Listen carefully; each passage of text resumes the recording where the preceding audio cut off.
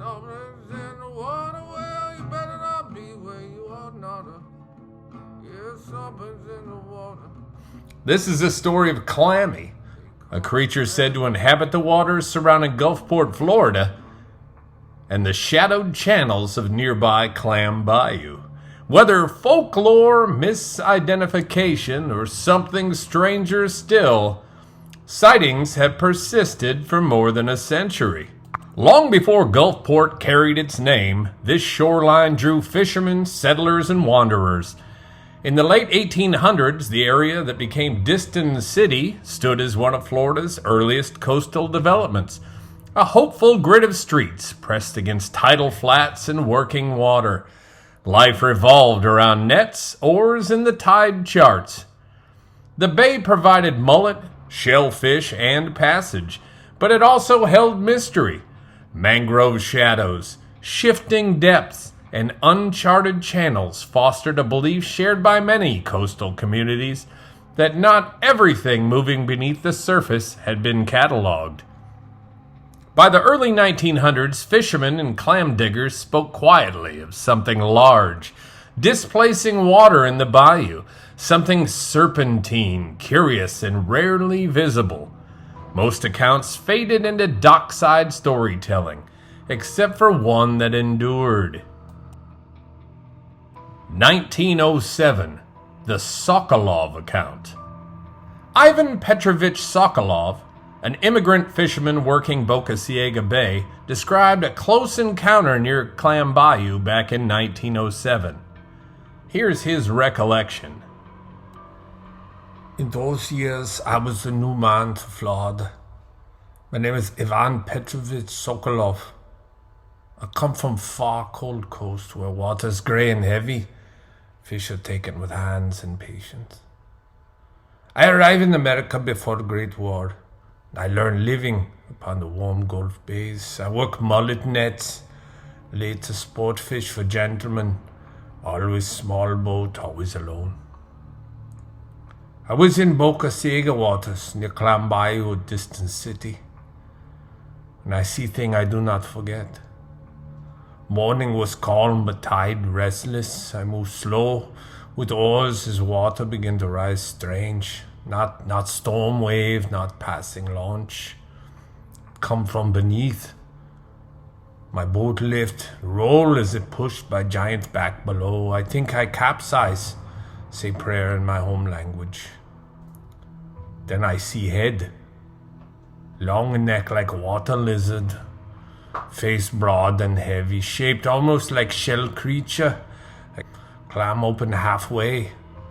Eyes, they're dark and knowing. It regards me, but not with anger or hunger.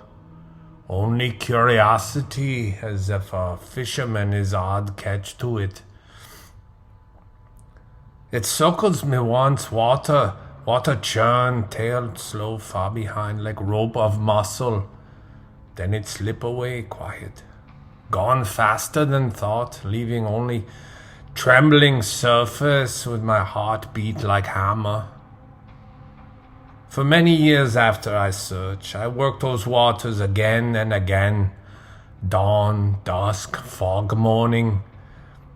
I watch, I listen, I hope and I fear together, but I never see it second time.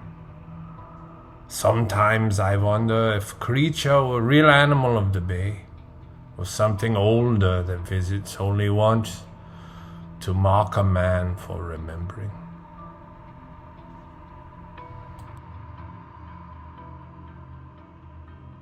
Unverified sightings. In 1923, local netters reported wakes forming against a calm tide near the southern mangrove edge, wide enough to unsettle anchored skiffs. No visual confirmation was ever recorded. In 1948, a pair of visiting anglers allegedly photographed a distant shape breaking water at sunrise. The image was lost, and the story survives only through its retelling. In 1961, a bait shop owner claimed repeated nighttime disturbances near his dock pilings, heavy movement beneath the surface without visible source. No evidence was ever documented, and none of these accounts were ever verified. They're just contributed to local folklore. 1977, the Joe account. The last widely circulated sighting came decades later. An anonymous Vietnam veteran known only as Joe arrived in Gulfport seeking distance from wartime memories. He spent evenings watching the bay, and on a full moon night in 1977, he reported hearing movement across the water before seeing a silhouette unlike anything.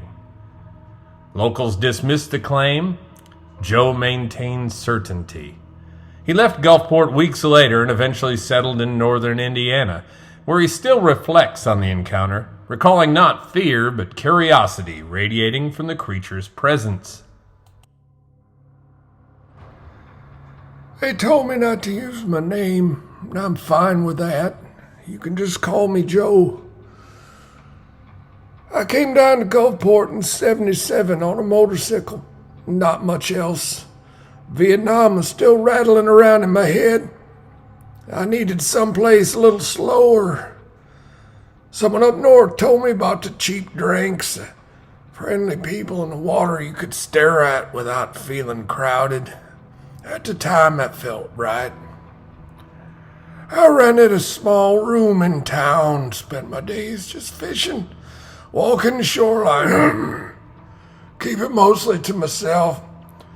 Nights with beer, sometimes a little grass. Just trying to settle my mind down, put some distance between me and the war. Well, one night I was sitting out on the beach looking towards the bay. Full moon, bright enough to paint everything silver. The water was moving but calm. I remember hearing something first. Not a splash exactly, more like a heavy shift through the water. Then I saw it. Hell, it's just a silhouette, really long, low, and wrong in a way that didn't match anything that I knew. A head lifted above the surface, their body trailing behind. Stayed there for a moment, just drifting, almost back towards the shore. I'd seen plenty in my life by then, stranger things I care not to list. But I knew this was not my imagination.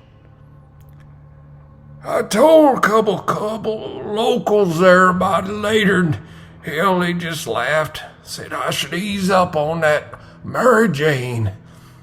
Said maybe it's the war still messing with me. I didn't argue. No sense convincing someone had made up their mind.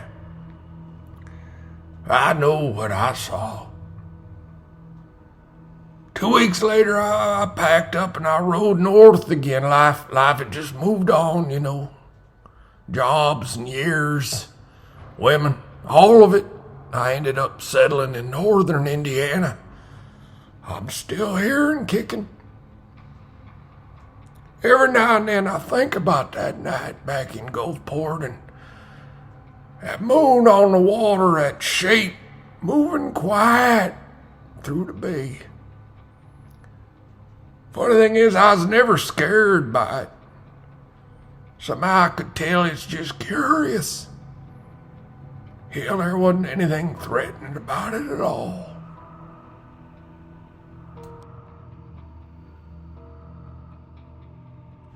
After 1977, no widely accepted sightings have emerged. Clammy remains part legend, part local color, woven into the identity of waters that have always invited imagination. Perhaps it was an undiscovered species, or perhaps just exaggeration. Perhaps something that simply chooses its moments carefully. Whatever the truth, the tides continue their rhythm through Clam Bayou and Boca Ciega Bay, and somewhere beneath the surface, the story remains open, because in places shaped by water, mystery rarely disappears. It only waits. Something's in the water where they call it Clammy Bay. Something's in the water, they call it Clammy. Something's in the water, well, don't you go where you are not to will. Something's in the call it Clammy.